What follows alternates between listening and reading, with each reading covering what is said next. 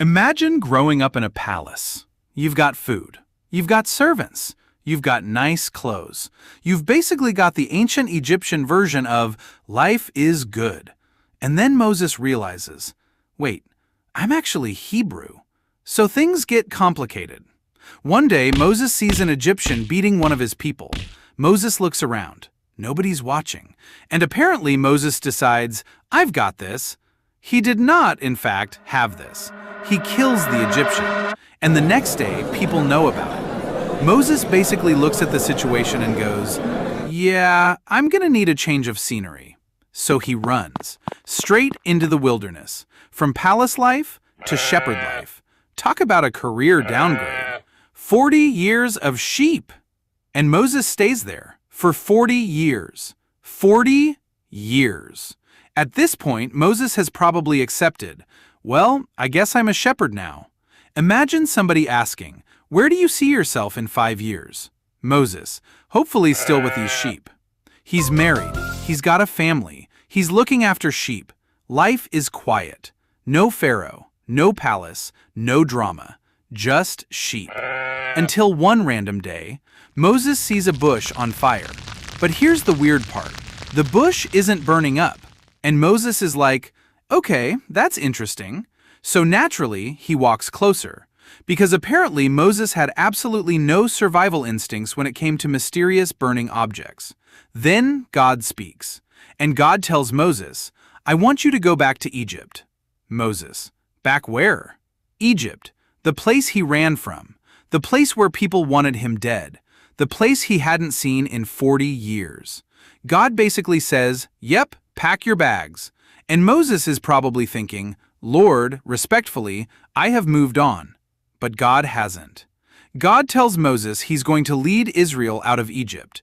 And Moses immediately starts looking for reasons why this is a terrible idea. Moses asks, who am I? And honestly, fair question. He's been herding sheep for 40 years. Now God is telling him, go confront Pharaoh. That's basically like spending 20 years making coffee. Then somebody walks in and says, congratulations, you're running the company. You're going to need a minute. But God says, I will be with you. Problem solved. Except Moses isn't finished. Moses says, okay, but what if they don't believe me? God gives him signs.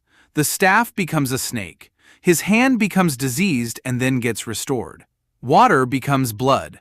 God is basically giving Moses a full supernatural demonstration, and Moses is still like, okay, but you know that person who asks for evidence. You give them evidence, and they say, yeah, but what if? That's Moses. Then Moses finds another problem. I can't speak properly. Now this is getting serious. Moses has moved from, who am I, to, what if they don't believe me, to, I'm not good at speaking. At this point, God is probably thinking, Moses, are we actually doing this? But God patiently answers him, and Moses still isn't convinced. Eventually, Moses basically says, please send someone else. That's it. Moses has officially tried to decline the job. Imagine receiving a call from God himself and trying to send it to voicemail. Sorry, God, I'm unavailable. But here's what's interesting. Moses wasn't saying, I don't care. He was saying, I can't. And that's a completely different problem. Moses wasn't physically enslaved anymore.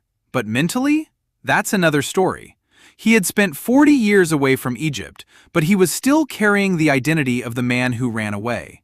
He remembered the failure. He remembered the murder. He remembered the fear.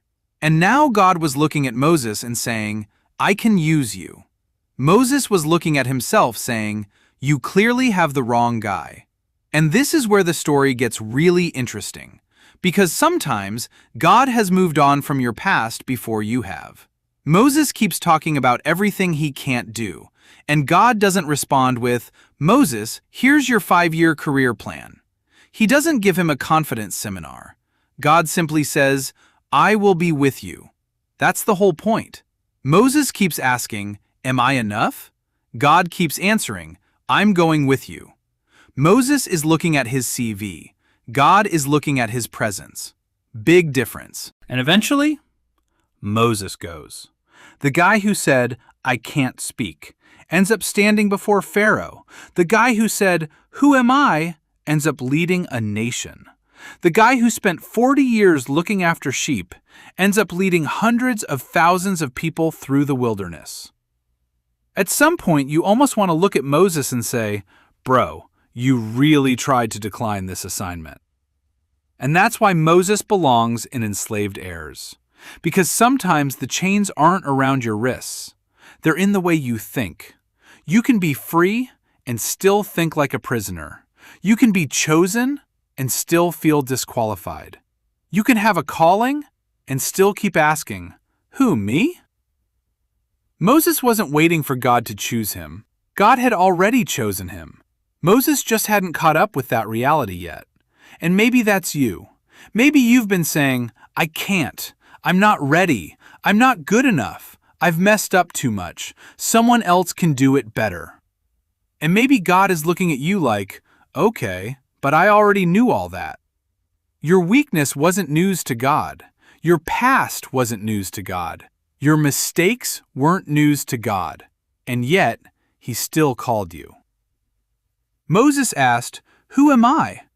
But maybe that wasn't the question he needed to spend so much time on.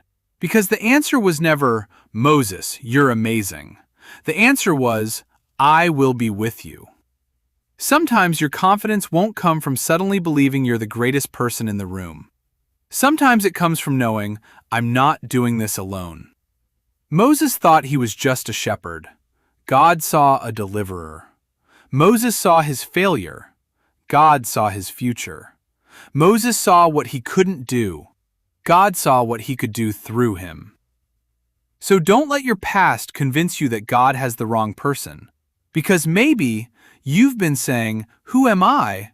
while heaven has already said, "That's the one." This is Enslaved Heirs.